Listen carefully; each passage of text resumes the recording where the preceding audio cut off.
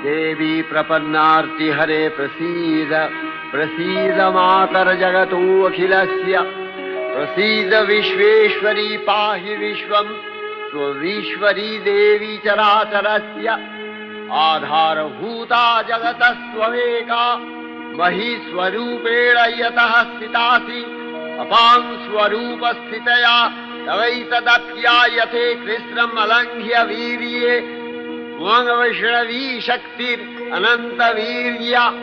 विश्वस्य बीजं परमासि माया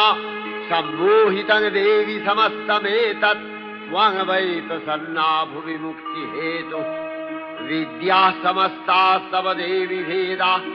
स्त्रियः समस्ताः सकला जगत्सु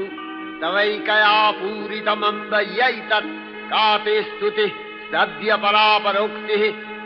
सर्वभूता यदा